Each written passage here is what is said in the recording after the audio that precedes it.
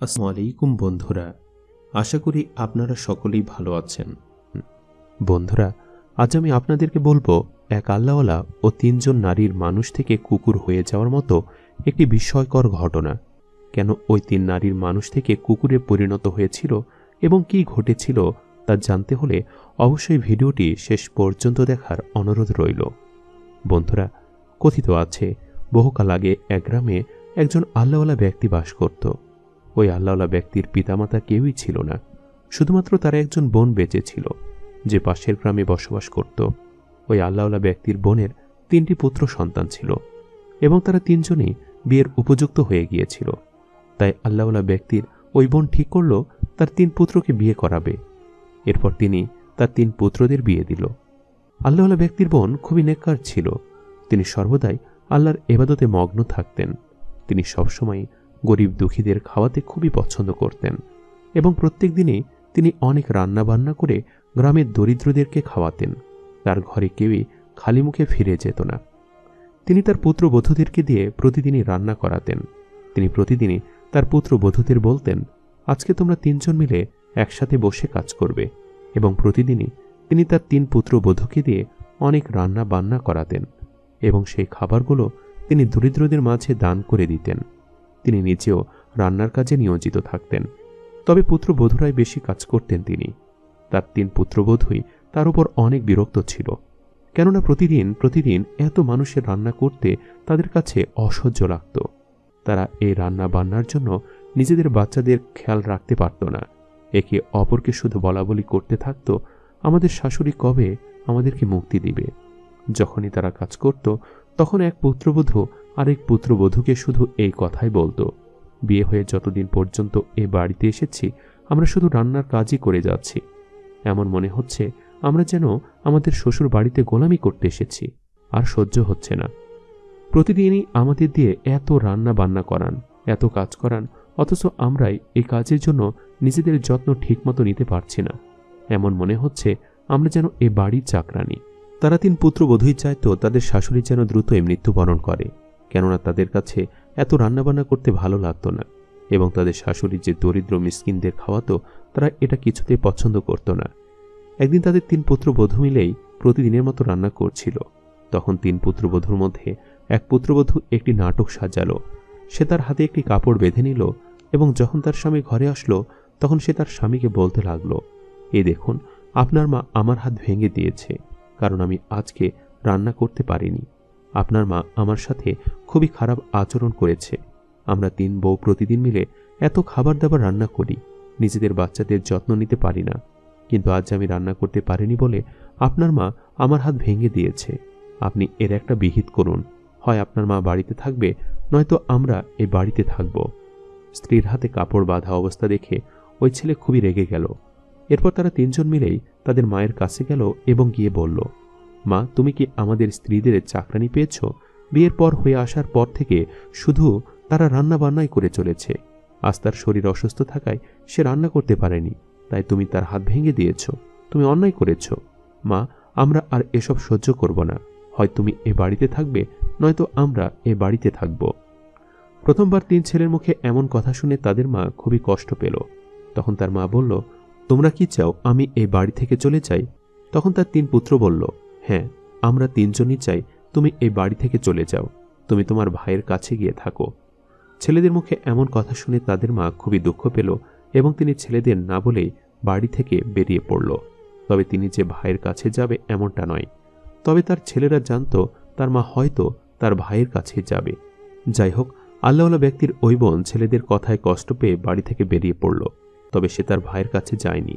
সে মনে করে চিন্তা করতে লাগলো, আমি যদি এখন আমার ভাইয়ের কাছে যাই তাহলে ভাই অনেক দুঃখ পাবে, আর তাছাড়া ভাই দিনের কাজে ব্যস্ত থাকে, তাই ভাইয়ের বাড়িতে আমার না যাওয়াই উত্তম। এরপর ওই মহিলা মনের দুঃখে রাস্তা দিয়ে হাঁটতে লাগলো। প্রতিমধ্যেই এক সুন্দর যুবকের সাথে ওই মহিলা দেখা হয়ে গেল। যুবকটি মহিলাকে দেখে বলল, মা, আপনি কি কোথাও যাচ্ছেন? আপনাকে দেখে খুব দুঃখী মনে হচ্ছে, আপনার কি যাওয়ার মতো কোনো জায়গা নেই? তখন ওই মহিলা বলল, আসলে আমার যাওয়ার মতো কোনো জায়গা নেই। তখন ওই যুবকটি মহিলাকে বলতে লাগলো, বেশ, তাহলে আপনি আমার বাড়িতে চলুন, আমার ছোট্ট একটি ঘর আছে, আপনি চাইলে সেখানে থাকতে পারবেন। এরপর ওই মহিলা যুবকের সাথে তার বাড়িতে গেল। সেখানে গিয়ে তিনি কিছুদিন থাকলেন এবং সেখানেই তিনি সর্বদা আল্লাহর ইবাদতে মগ্ন থাকতেন এবং তিনি মনে মনে চিন্তা করতেন, আমার পুত্ররা আমাকে তাড়িয়ে দিয়েছে, অথচ এই ছেলেটি আমাকে মায়ের মর্যাদায় এখানে রেখেছে। ওই মহিলাটি মানুষকে খাওয়াতে খুবই ভালোবাসত, কিন্তু এ ছেলের ঘরে রান্নাবান্না করার জন্য মহিলার কাছে কিছুই ছিল না, তাই তিনি কোনো হতদরিদ্রকে বেশ কিছুদিন ধরে খাওয়াতেও পারছিল না। একদিন কিছু মিসকিন ওই বাড়িতে আসলো এবং এসে ওই মহিলাকে বলতে লাগলো, শুনেছি এই বাড়িতে অনেক রান্নার আয়োজন হয়েছে, এখানে গরিব দুঃখীদেরকে খাওয়ানো হয়, আমরা খেতে এসেছি। তখন ওই মহিলা বলল, না, আপনারা ভুল শুনেছেন, এই বাড়িতে তো কোনো খাবারের আয়োজন হয়নি। তখন ওই মিসকিনরা বলল, কি মিথ্যে কথা বলছেন কেন? আপনি ভেতরে গিয়ে দেখুন, আমরা তো এখান থেকে রান্নার শব্দ শুনতে পাচ্ছি। এরপর ওই মহিলা মিসকিনদের কথা মতো ভেতরে গিয়ে দেখল এবং দেখল যে সত্যি সত্যি চুলার মধ্যে বড় একটি পাত্রের মধ্যে নিচ থেকে খাবার তৈরি হচ্ছে, কিন্তু আশেপাশে তিনি ওই যুবককে দেখতে পেলেন না। তিনি মনে মনে ভাবলেন, এটা কি করে সম্ভব? যাই হোক, তিনি ওই খাবার মিসকিনদেরকে খাওয়ালেন। এরপর দিন ফজরের সময়ও একই দৃশ্য দেখা গেল, নিচ থেকে চুলায় আগুন জ্বলছে এবং খাবার তৈরি হচ্ছে। তিনি মনে মনে চিন্তা করলেন, আজও যুবকটি এখানে নেই, অথচ নিচ থেকে তার চুলায় আগুন জ্বলছে এবং এত এত খাবার তৈরি হচ্ছে। এ যুবক নিশ্চয়ই কোনো রহস্যময় যুবক, আল্লাহ তাআলা তাকে নিশ্চয়ই কোনো কুদরত দান করেছেন। যাই হোক, তিনি গরিব মুসলিমদেরকে খাওয়াতে পেরে শুকরিয়া আদায় করলেন। এভাবে প্রতিদিন ওই বাড়িতে প্রচুর রান্নাবান্না হতো এবং ওই মহিলা তার মনের সুখে গরিব দুঃখীদেরকে খাওয়াতো, যেভাবে তিনি তার নিজের বাড়িতে করত। একদিন তার 3 পুত্রবধূ জানতে পেরেছিল যে কোনো এক গ্রামের একটি বাড়িতে প্রতিদিন অনেক মানুষকে খাওয়ানো হয়, সেখানে অনেক রান্না বান্না করা হয়। 3 পুত্রবধূ কৌতূহলের বশে সেখানে এসে উপস্থিত হলো। আসলে সেই বাড়িটিতে তো তাদের শাশুড়ি বাস করত। তারা যখনই সেখানে এসে উপস্থিত হয়, তারা দেখল যে বেশ কিছু ফকির মিসকিন খাওয়া শেষ করে বাহিরে বেরিয়ে আসছে। তখন তারা সেই 3 বউকে বলল, আচ্ছা, তোমরা কি এখানে খেতে এসেছো? তাহলে ভিতরে গিয়ে বসো, ওখানে অনেক খাবার আছে। তখন 3 পুত্রবধূ তাচ্ছিল্যের সুরে সে মিসকিনদেরকে বলল, না না, আমরা এখানে গরিবদের মতো খেতে আসিনি। তখন ওই মিসকিনরা বলল, এখানে শুধু গরিবরাই খায় না, এখানে মাঝে মাঝে অনেক মধ্যবিত্ত পরিবারের মানুষও খেতে আসে, তাছাড়া এই খাবারের মধ্যে শেফা রয়েছে। মিসকিনরা সেখান থেকে চলে গেল। তখন 3 পুত্রবধূ বলল, আচ্ছা, এই বাড়িতে যে এত রান্না হয়, এই বাড়ির মালিক নিশ্চয়ই অনেক ধনী। আচ্ছা, এই বাড়ির মালিক আমাদের শাশুড়ি নয় তো? তখন তাদের মধ্যে একজন বলল, আমাদের শাশুড়ি কি করে হবে, সে তো তার ভাইয়ের বাড়িতে চলে গেছে। এরপর 3 পুত্রবধূ কৌতূহলের বশে বলল, তাও চলো একবার ভেতরে গিয়ে দেখি এই বাড়ির মালিককে। এরপর তারা যখন ভেতরে গিয়ে উকি মারল, দেখল যে নুরানির চেহারার মধ্যে একজন আল্লাহওয়ালা ব্যক্তি ঘরে বসে ইবাদত করছে। তখন তারা নিশ্চিত হলো যে না, এখানে তাদের শাশুড়ি নেই, বরং এই বাড়ির মালিক একজন আল্লাহওয়ালা ব্যক্তি। এরপর তারা বাহিরে থেকে নিজেদের মধ্যে বলাবলি করতে লাগলো, কেন যে মিসকিনরা এখানে খেতে আসে, আমরা তো এখানে খেতে আসিনি। তারা মিসকিনদের খাওয়াটাকে খুবই খারাপ চোখে দেখছিল, কিন্তু তাদের এই কর্মের কারণে সাথে সাথেই তারা মানুষ থেকে কুকুরে পরিণত হয়ে গেল। তাদের জবান আল্লাহ তাআলা কেড়ে নিয়েছিল। এরপর তারা তাদের বাড়িতে ফিরে গেল। এদিকে বাড়িতে স্ত্রীদেরকে না দেখতে পেয়ে ওই 3 পুত্র অনেক চিন্তায় পড়ে গেল। তাদের মাকে তারা তাড়িয়ে দিয়েছে সে বিষয়ে তাদের কোনো খেয়াল নেই, কিন্তু তাদের স্ত্রীদেরকে খুঁজে পাওয়া যাচ্ছে না, সেজন্য তারা খুবই হতাশ ছিল। ইতিমধ্যেই 3টি কুকুর সেখানে এসে উপস্থিত হলো। আসলে এই 3টি কুকুর ছিল ওই 3 পুত্রবধূ, কিন্তু তাদের স্বামীরা তাদেরকে চিনতে পারছিল না এবং তাদের স্বামীরা তাদেরকে কুকুর ভেবে তাড়িয়ে দিল। এদিকে কুকুর হয়ে যাওয়া 3 পুত্রবধূ মনে মনে চিন্তা করল, তারা যদি পুনরায় সেই আগের বাড়িতে যায় এবং সেই বাড়ির খাবার তারা খায়, হয়তো তারা মানুষে পরিণত হয়ে যাবে। কুকুর হয়ে যাওয়া সেই 3 পুত্রবধূ পুনরায় সেই বাড়িতে খাবারের উদ্দেশ্যে গেল। প্রতিমধ্যে তাদের সাথে সেই যুবকের দেখা হয়ে গেল। তখন সেই যুবক তাদেরকে বলতে লাগলো, আমি জানি তোমরা 3 জন হলে মানুষ, তোমরা কুকুরে পরিণত হয়ে গেছো, আর তোমরা কখনোই মানুষে পরিণত হতে পারবে না। এরপর ওই 3টি কুকুর আবারও সেই বাড়ির সামনে গেল। এরপর সেখান থেকে বের হয়ে আসলো সেই আল্লাহওয়ালা ব্যক্তি। আল্লাহওয়ালা ব্যক্তি সেই 3টি কুকুরকে দেখে তাদের জবান ফিরিয়ে দিল এবং বলতে লাগলো, তোমরা 3 জন হলে আমার বোনের পুত্রবধূ, আর তোমাদের কারণে তোমাদের স্বামীরা আমার বোনকে বাড়ি থেকে তাড়িয়ে দিয়েছে এবং আমার এক মুরিদ তাকে আশ্রয় দিয়েছে। তোমরা তোমাদের কর্মের কারণে আজকে অভিশপ্ত হয়েছ এবং আল্লাহ তোমাদেরকে কুকুর বানিয়ে দিয়েছে। তোমরা যদি সেদিন মিসকিনদের সাথে বসে একসাথে খাবার খেতে এবং খাবার খাওয়া নিয়ে তুচ্ছ তাচ্ছিল্য না করতে, তাহলে তোমরা কুকুরে পরিণত হতে না। তোমাদের কর্মের কারণেই আজ তোমরা কুকুরে পরিণত হয়েছ। যেহেতু তাদের জবান ফিরে এসেছিল, তখন কুকুর হয়ে যাওয়া ওই 3 পুত্রবধূ আল্লাহওয়ালা ব্যক্তিটিকে বলতে থাকে, আপনি আমাদের দয়া করে ক্ষমা করে দিন এবং আমাদের মায়ের কাছে একবার আমাদেরকে যেতে দিন। আমরা আমাদের শাশুড়ির কাছে ক্ষমা চাইব। আমরা তার সাথে অনেক বড় অন্যায় করে ফেলেছি। আমরা আমাদের পাপের প্রায়শ্চিত্ত করতে চাই। এরপর ওই 3টি কুকুর তাদের শাশুড়ির কাছে গেল এবং গিয়ে তাদের শাশুড়ির কাছে সকল বিষয়ের জন্য ক্ষমা চাইল। তাদের শাশুড়িও তাদের ক্ষমা করে দিল। সেখানে উপস্থিত ছিল তার 3 পুত্র। তার 3 পুত্র মহিলার কাছে ক্ষমা চাইলে তিনি তাদেরকে ক্ষমা করে দেন এবং তিনি তার ভাইকে বলতে থাকেন তার পুত্রবধূকে যেন আগের মতো করে দেওয়া হয়। আল্লাহর কুদরতে তারা 3 জনই পুনরায় মানুষে পরিণত হয়ে গেল। তখন ওই মহিলার ভাই মহিলার 3 পুত্রের উদ্দেশ্যে বলতে থাকে, তোমাদেরও আজকে এই পরিণতি হতে পারত, কিন্তু তোমাদের মায়ের সাদাকা তোমাদেরকে বাঁচিয়ে দিয়েছে। তোমরা মায়ের দান তোমাদেরকে অভিশাপের হাত থেকে বাঁচিয়েছে। তাই আর কখনোই তোমাদের মাকে তোমরা কষ্ট দিও না, কেননা মায়ের মনে কষ্ট দিলে আল্লাহ তাআলা অসন্তুষ্ট হন। ওই সন্তানের প্রতি আল্লাহর লানত বর্ষিত হতে থাকে। বন্ধুরা, এই ঘটনাটি থেকে আমরা এটাই বুঝতে পারি যে দান সাদকা করলে আল্লাহ তাআলা সন্তুষ্ট হন, কিন্তু কেউ যখন দান সাদকা করতে পছন্দ না করে, তখনই আল্লাহ তাআলা তাদের উপর কোনো না কোনোভাবে লানত বর্ষণ করেন।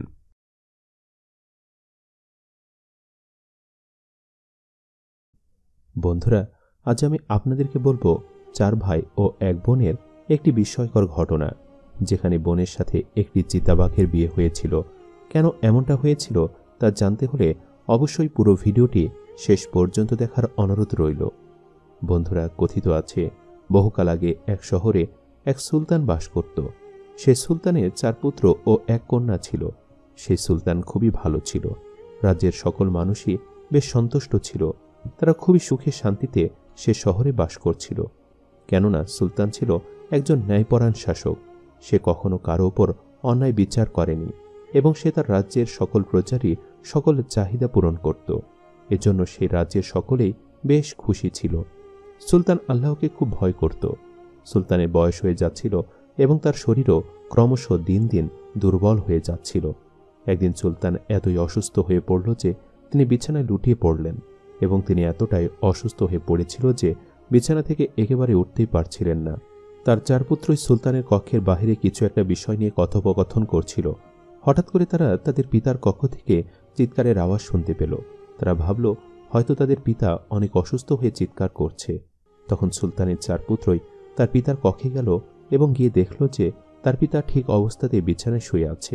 তখন তারা জিজ্ঞেস করল, বাবা, আপনার কি হয়েছে? আপনার শরীর কি অনেক বেশি খারাপ লাগছে? তখন তাদের পিতা বলল, পুত্ররা, তোমরা সবসময় আল্লাহকে ভয় করবে, আল্লাহর ইবাদত করবে।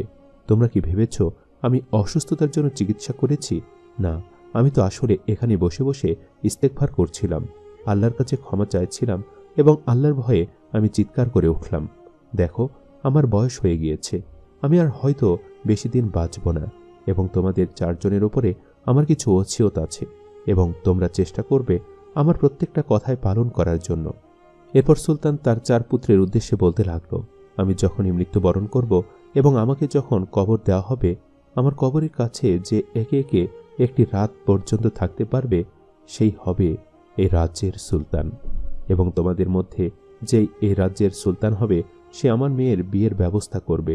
অর্থাৎ তোমাদের মধ্যে যে সুলতান হোক না কেন, সে যেন বোনের বিয়ের ব্যবস্থা করে এবং আমার কন্যাকে বিবাহ করার জন্য যেই আসুক না কেন, হোক সেটা কোনো আকাশের পরী, হোক সেটা কোনো জিন, হোক সেটা কোনো মানুষ কিংবা কোনো জীবজন্তু, তার সাথেই আমার মেয়ের বিয়ে দিবে। পিতার এমন ওসিয়ত শুনে 4 পুত্র কিছুটা অবাক হয়ে গেল। তারা ভাবতে লাগলো, আমাদের বোনের বিয়ে আমরা একটা মানুষের সাথে দেব, এটা না হয় বুঝলাম, কিন্তু কোনো জীবজন্তু যদি প্রথমে আসে, তার সাথে আমরা আমাদের বোনের বিয়ে দেব, এটা কেমন অদ্ভুত ওসিয়ত। হয়তো আমাদের পিতা অসুস্থতার কারণে উল্টাপাল্টা বকছে। যাই হোক, ওসিয়ত সম্পূর্ণ হওয়ার পর ওই 4 পুত্র সেখান থেকে চলে গেল এবং কিছুদিন পর ওই সুলতান এতটাই অসুস্থ হয়ে পড়েছিলেন যে একটা পর্যায়ে তিনি মৃত্যুবরণ করলেন। মৃত্যুবরণ করার পর তাকে কবরস্থানে কবরস্থ করা হলো। এবার তার ওসিয়ত অনুযায়ী কথা ছিল যে যেই পুত্র তার কবরের কাছে একটি রাত থাকতে পারবে, সেই হবে ওই রাজ্যের সুলতান। এবং তেমন কথা মতোই তার 4 পুত্র কথোপকথন করতে লাগলো। তারা এই কবরকে বলতে লাগলো, মৃত্যুর পূর্বে আমাদের পিতা আমাদের কাছে ওসিয়ত করে গিয়েছিল, আমাদের মধ্যে যে পিতার কবরের কাছে এক রাত সম্পূর্ণ থাকতে পারবে সেই এই রাজ্যের সুলতান হবে। তাহলে এখন আমাদের মধ্যে কে সুলতান হবে সেটা পরীক্ষা করার সময় চলে এসেছে। এবার আমাদের প্রত্যেককেই একে একে পিতার কবরের কাছে গিয়ে পাহারা দেওয়ার চেষ্টা করতে হবে। যে এক রাত থাকতে পারবে সেই হবে সুলতান। এরপর 4 পুত্রের মধ্যে বড় পুত্র বলল, বেশ, তাহলে আমি প্রথম আমার পিতার কবরের কাছে যাব এবং আমি একটি রাত সেখানে অবস্থান করব। এবং সেই কথা মতোই বড় পুত্র তার পিতার কবরের কাছে গেল। সন্ধ্যা গড়িয়ে যখন রাত পেরিয়ে আসলো তখন কবরস্থান থেকে অদ্ভুত আওয়াজ বেরিয়ে আসলো। যে আওয়াজ এতটাই ভয়ঙ্কর ছিল যে ওই পুত্র বেশ ভয় পেয়ে গেল এবং কবরস্থান থেকে সে বাড়িতে চলে আসলো। অনুরূপভাবে দ্বিতীয় পুত্র এবং তৃতীয় পুত্র 2 দিন করে কবরের কাছে গেল এবং তারা ওই চিৎকার শুনে ভয় পেয়ে গেল। অর্থাৎ প্রথম 3 পুত্রের কেউই পিতার কবরের কাছে একটি রাত কাটাতে পারল না, প্রত্যেককেই ব্যর্থ হলো। এরপর সর্বশেষ চতুর্থ অর্থাৎ ছোট পুত্র বলল, বেশ, আমি আমার পিতার কবরের কাছে পুরো একটি রাত থাকব।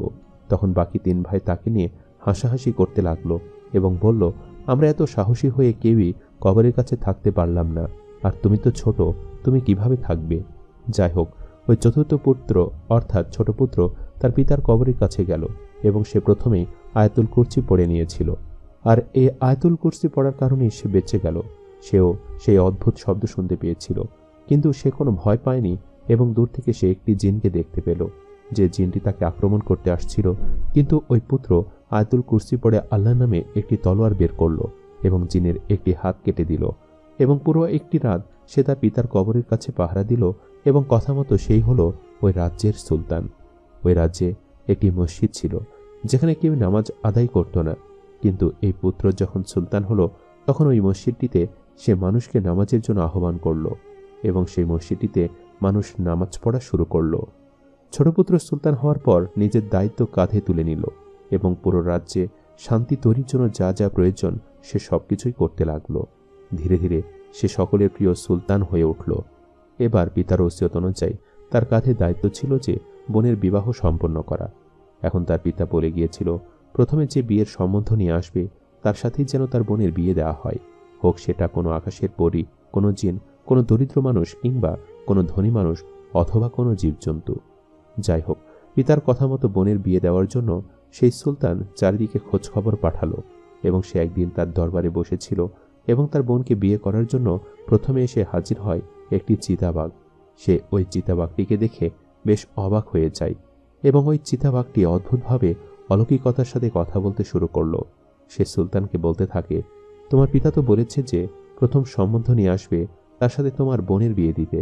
আমি এসেছি, আমার সাথে তোমার বোনের বিয়ে দাও, তাকে আমার সাথে যেতে দাও। সুলতান কিছুতে এই বিষয়টি মেনে নিতে পারছিল না যে তার বোন একটি চিতাবাঘের সাথে চলে গেছে এবং ওই চিতাবাঘের সাথেই সংসার করতে হবে। তখন সুলতান তার বিশ্বস্ত কর্মচারীর সাথে পরামর্শ করল। সে বলল, আমি কিছুতেই বুঝতে পারছি না চিতাবাঘ কিভাবে আমার সাথে কথা বলল, আর আমার পিতা কেনই বা এমন অদ্ভুত ওসিয়ত করে গিয়েছিল। আমি কিভাবে আমার এই প্রশ্নগুলোর উত্তর পাব, তুমি কি বলতে পারো? তখন ওই কর্মচারী বলল, আপনি অবশ্যই আপনার প্রশ্নের উত্তর পাবেন। জঙ্গলে একজন আল্লাহওয়ালা ব্যক্তি রয়েছে, চাইলে সে আপনার প্রশ্নের উত্তরগুলো দিতে পারে, তাই আপনি চাইলে তার সাথে দেখা করতে পারেন। তবে সে এমন গহীন জঙ্গলে থাকে যেখানে যেতে প্রায় 1 মাস সময় লাগে এবং অনেক বাধা পেরিয়ে সেখানে তার সাথে দেখা করতে হবে। তখন সুলতান বলল, আমি আমার প্রশ্নের উত্তর পেতে চাই এবং যত বাধায় আসুক না কেন আমি তার সাথে দেখা করেই ছাড়ব। এরপর সুলতান একটি ঘোড়া নিয়ে বেরিয়ে পড়ল সেই জঙ্গলের উদ্দেশ্যে এবং পুরো 1 মাস সফর করার পর সেই জঙ্গলে গিয়ে তিনি পৌঁছালো। আর এই 1 মাসের মধ্যে তাকে অনেক বাধা বিপত্তি পেরোতে হয়েছে। যাই হোক, সুলতান গিয়ে সেই আল্লাহওয়ালার কাছে পৌঁছালো। সে দেখল যে আল্লাহওয়ালা ব্যক্তিটি বসে আল্লাহর ইবাদতে মগ্ন রয়েছে। এরপর সে আল্লাহওয়ালা ব্যক্তিকে সালাম দিল এবং দিয়ে বলল, আমি আপনার কাছে অনেক কষ্ট করে সফর করে এসেছি। আমার কিছু প্রশ্ন আছে যেগুলোর উত্তর আপনি দিতে পারবেন। আসলে আমার বাবা ছিল এক রাজ্যের বড় সুলতান এবং তিনি মৃত্যুর পূর্বে আমাদের 4 ভাইকে ওসিয়ত করে গিয়েছিল যে আমার পিতার কবরের কাছে সম্পূর্ণ 1 রাত থাকতে হবে, সেই হবে সুলতান। এবং আমার পিতার কথা অনুযায়ী আমিও সুলতান হয়েছি, কেননা আমি আমার পিতার কবরের কাছে 1 রাত থাকতে পেরেছি। এবং আমার পিতা আরেকটি ওসিয়ত করে, সেটি হলো আমাদের মধ্যে যেই সুলতান হবে সে যেন আমার বোনের বিয়ে দেয়। তবে শর্ত হলো আমার বোনকে বিয়ের জন্য প্রথমে যেই আসবে হোক সেটা মানুষ কিংবা জীবজন্তু, তার সাথে যেন আমরা বিয়ে দেই এবং এটি চিতাবাঘ প্রথমে আসে এবং তার সাথে আমি আমার বোনকে পিতার ওসিয়ত অনুযায়ী যেতে দেই। এবং আমার কাছে একটি অদ্ভুত লাগে, সেটি হলো ওই চিতাবাঘ আমার সাথে কথা বলতে পেরেছিল। এখন আমি এই বিষয়গুলো কিছুই বুঝতে পারছি না। এই সম্পর্কে আপনার মতামত কি? কেন আমার পিতা এরকম অদ্ভুত ওসিয়ত করে গেল? তখন ওই আল্লাহওয়ালা ব্যক্তি বলতে লাগলো, আসলে তোমার পিতাকে যেখানে কবর দেওয়া হয়েছিল সে স্থানে একবার তোমার পিতা এবং এক নারী এবং তার ভাই যায় এবং তোমার পিতা সেখানে গিয়ে এক জাদুকরকে দেখতে পেয়েছিল। তুমি যে জিনের হাতটি কেটে দিয়েছিলে সে জিনটি ওই জাদুকরের জিন ছিল এবং তোমার পিতার জাদুকরকে দেখতে পেয়ে গিয়েছিল এবং জাদুকরকে বলছিল সে যেন জাদুবিদ্যা বন্ধ করে, কেননা এটি খারাপ কাজ। কিন্তু ওই জাদুকর তোমার পিতার কোনো কথাই শুনেনি, বরং সে ওই জিনটির দ্বারা তোমার পিতাকে এমনভাবে অসুস্থ করে দেয় যার কারণে সে মৃত্যুবরণ করে এবং তোমার পিতার সাথে যে নারী ছিল সে ওই নারীর ভাইকে চিতাবাঘ করে দেয়, যে বাঘের সাথে তোমার বোনের বিয়ে হয়। এবং তোমার পিতা তোমাদের 4 ভাইয়ের কাছে এই ওসিয়ত করে যে তার কবরের কাছে যে এক রাত থাকবে সেই হবে সুলতান। আসলে তোমরা 3 ভাই তোমাকে হিংসা করে, কিন্তু আল্লাহ চেয়েছিল তুমি সুলতান হও, কেননা তোমার মধ্যে সততা আছে এবং তোমার পিতা তোমাকে ভালোবাসত, তাই আল্লাহর হুকুমে তুমি সুলতান হয়েছ। এখন তুমি যদি তোমার বোনকে ফিরিয়ে আনতে চাও তাহলে তোমাকে ওই জাদুকরের মোকাবেলা করতে হবে এবং ওই জিনকে হত্যা করতে হবে, তাহলে তুমি তোমার বোনের স্বামীকে পুনরায় মানুষ করতে পারবে। সুলতান সমস্ত ঘটনা শুনে কেঁদে দিল এবং আল্লাহওয়ালা ব্যক্তিটিকে বলল, আমি এখনই ওই জাদুকরের কাছে যেতে চাই, আপনিও জাদুকরের সন্ধান দিন। তখন আল্লাহওয়ালা ব্যক্তিটি একটি জাদুকরি আয়না তাকে দিল এবং দিয়ে বলল, জঙ্গলের ওই প্রান্তে জাদুকর বাস করে, তুমি সেখানে যাও এবং তার মোকাবেলা করো। সুলতান জাদুকরের কাছে গেল এবং জাদুকর বলল, তুমি এসেছ, আসো, তোমার পিতাকে তো আমি হত্যা করেছি, এবার তোমার পালা, তোমাকেও আমি ধ্বংস করব। তখন সুলতান বলল, তোর জাদু সবকিছুই আমি ধ্বংস করে দেব। এই বলে সে জাদুকরের দিকে আয়নাটি ধরল এবং সাথে সাথে ওই জাদুকর পুড়ে গেল। তখন ওই জিনটি সেখানে এসে উপস্থিত হলো এবং জিনের উদ্দেশ্যে সুলতান বলতে লাগলো, দেখ তোর মালিককে আমি কিভাবে অবশ করে রেখেছি, এবার তোর পালা। তখন জিনটি বেশ ভয় পেয়ে গেল এবং জাদুকর বলল, আমাকে ক্ষমা করে দাও, আমার ভুল হয়ে গেছে, আমাকে পুনরায় আগের মতো করে দাও, আমি নিশ্চয়ই তোমার বোনের স্বামীকে মানুষে পরিণত করে দেব। এরপর সে চিতাবাঘও সেখানে এসে উপস্থিত হলো এবং জাদুকর সে চিতাবাঘটিকে আগের মতো মানুষ বানিয়ে দিল। এরপর সুলতান সে যুবকের সাথে তার বোনের বিয়ে বেশ ধুমধামভাবে দিল।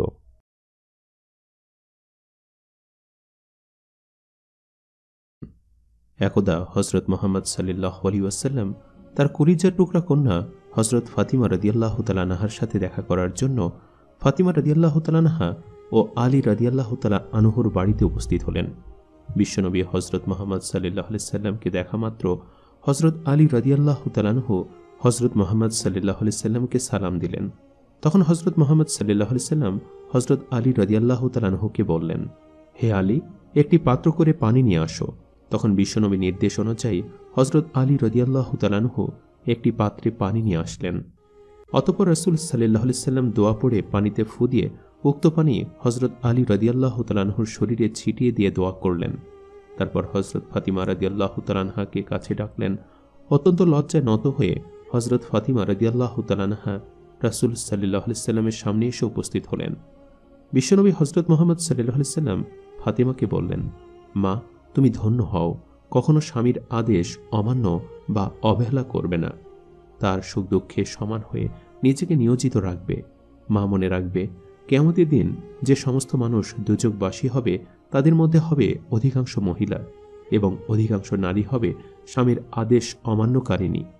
সর্বদা এই কথা মনে রেখে স্বামীর ঘর করবে, আর কোনো সময় কোনো ব্যাপারে যেন স্বামীকে চাপ দিবে না।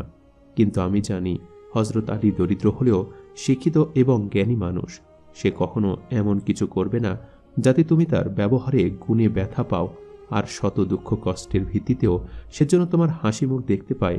মা, মনে রাখবে, স্বামী যদি তার স্ত্রীর মলিন মুখ দেখে এতে যে দুঃখ হয় সে দুঃখ আর কখনোই পাওয়া যায় না। স্বামীর সাথে সবসময় হাসি মুখে কথা বলবে। যে স্ত্রীর প্রতি তার স্বামী অসন্তুষ্ট থাকে সে স্ত্রীর প্রতি আল্লাহ তাআলা অসন্তুষ্ট থাকেন। এমন উপদেশমূলক কথাগুলো বললেন। নবী সাল্লাল্লাহু আলাইহি সাল্লাম সেখান থেকে চলে গেলেন। হযরত আলী রাদিয়াল্লাহু তাআলা আনহার সাথে বৈবাহিক বন্ধনে আবদ্ধ হয়ে সংসার জীবনে যাওয়ার পর থেকেই হযরত ফাতিমা রাদিয়াল্লাহু তাআলা আনহার কষ্টের দিন কাটাতে হয়। কারণ হযরত আলী রাদিয়াল্লাহু তাআলা আনহু ছিলেন অত্যন্ত গরিব মানুষ। হযরত ফাতিমা রাদিয়াল্লাহু তাআলা আনহার জাতাকল ঘোরাতে ঘোরাতে হাতে ফোস্কা পড়ে গিয়েছিল। এমনও বর্ণনা পাওয়া যায় যে স্বামীর ঘরে গায়ে জড়ানোর মতো একটি মাত্র চাদর ছিল। সে চাদরটি এত খাটো ছিল যে তা দিয়ে মাথা ঢাকতে গেলে পা বের হয়ে যেত, আর পা ঢাকতে গেলে মাথা বেরিয়ে যেত। জীবিকার অবস্থা এত করুণ ছিল যে কখনো কখনো পুরো সপ্তাহে একবার চুলায় আগুন জ্বলত না। হযরত ফাতিমা রাদিয়াল্লাহু তাআলা আনহা গরিব স্বামীর ঘরে একা একা সমস্ত সাংসারিক কাজকর্ম করে ক্লান্ত হয়ে যেতেন। আলী রাদিয়াল্লাহু তাআলা আনহু স্ত্রীর কষ্ট বুঝতেন, কিন্তু কাজের দাসী এনে স্ত্রীকে সহযোগিতা করার জন্য তার সামর্থ্য ছিল না। একদিন হযরত আলী রাদিয়াল্লাহু তাআলা আনহু জানতে পারলেন যে মুসলমানদের হাতে যুদ্ধে বন্দী বহু দাসী এসেছে। এই সংবাদ পাওয়া মাত্রই মুচকি হাসি দিয়ে প্রিয়তম স্ত্রী হযরত ফাতিমা রাদিয়াল্লাহু তাআলা আনহাকে বললেন, তোমার সাংসারিক কাজে সাহায্য সহযোগিতা করার জন্য একজন দাসী তোমার পিতার কাছ থেকে চেয়ে নিয়ে আসো। আমার একান্ত বিষয়ে তোমাকে রাসূল সাল্লাল্লাহু আলাইহি ওয়াসাল্লাম যেভাবে ভালোবাসেন তাতে তুমি কোনো দাসীর জন্য আবেদন করা মাত্রই তিনি তা দিয়ে দিবেন।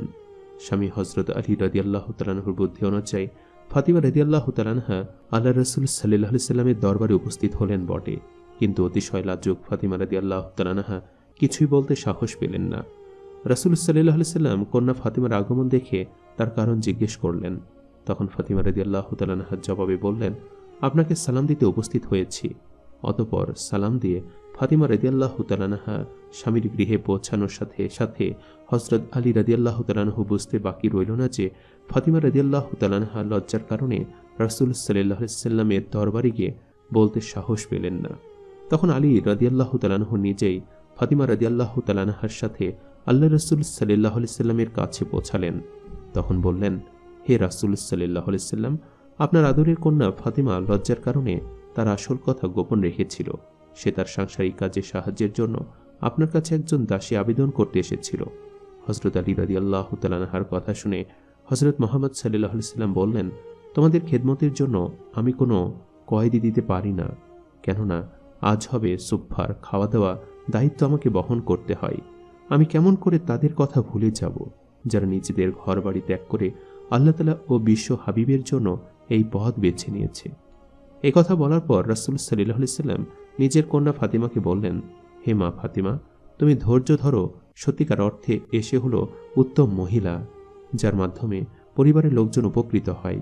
অতঃপর রাসূল সাল্লাল্লাহু আলাইহি ওয়াসাল্লামের কথাগুলো হৃদয়ের পথে অঙ্কিত করে ফাতিমা রাদিয়াল্লাহু তাআলা আনহা স্বামীর সাথে নিজের বাসস্থানে ফিরে এলেন। রাত্রিবেলা রাসূল সাল্লাল্লাহু আলাইহি ওয়াসাল্লাম মা ফাতিমার ঘরে এসে উপস্থিত হলেন। হযরত ফাতিমা রাদিয়াল্লাহু তাআলা আনহা ও হযরত আলী রাদিয়াল্লাহু তাআলা আনহু বিশ্বনবী হযরত মুহাম্মদ সাল্লাল্লাহু আলাইহি ওয়াসাল্লামকে দেখে সালাম দিলেন। তখন আল্লাহর রাসূল সাল্লাল্লাহু আলাইহি ওয়াসাল্লাম বললেন, আমার নিকট তোমার যা দাবি করেছিলে তার তুলনায় তোমার উত্তম বস্তু পেতে রাজি আছো কি? তখন হযরত ফাতিমা রাদিয়াল্লাহু তাআলা আনহা ও আলী রাদিয়াল্লাহু তাআলা আনহু আদবের সাথে নম্র কণ্ঠে বললেন, হ্যাঁ ইয়া রাসূলুল্লাহ, আমরা অবশ্যই রাজি।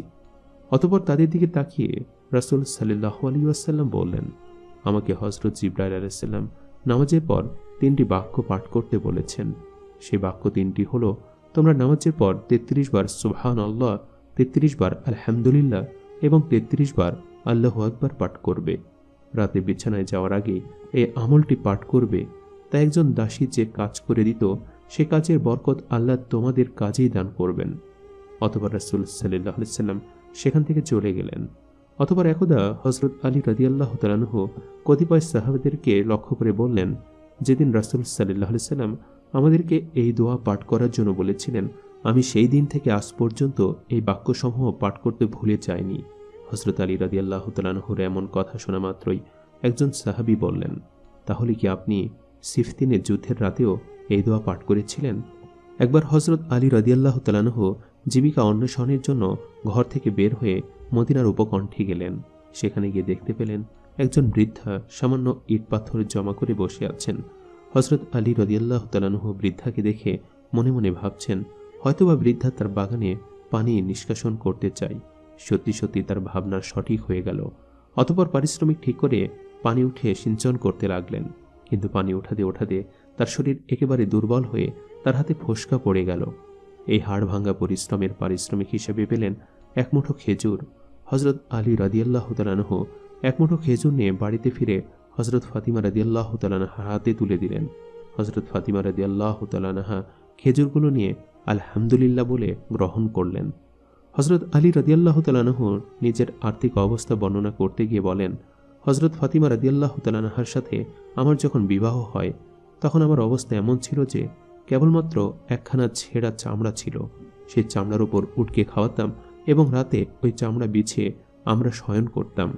অন্য আরেকটা ঘটনা থেকে জানা যায়, হজরত মুহাম্মদ সাল্লাল্লাহু আলাইহি সাল্লাম ফাতিমা রাদিয়াল্লাহু তাআলা আনহার ঘরে গিয়ে দেখেন ফাতিমা রাদিয়াল্লাহু তাআলা আনহা উটের চামড়া পরে আছেন। সেই চামড়ার মধ্যে ছিল 13টি তালি।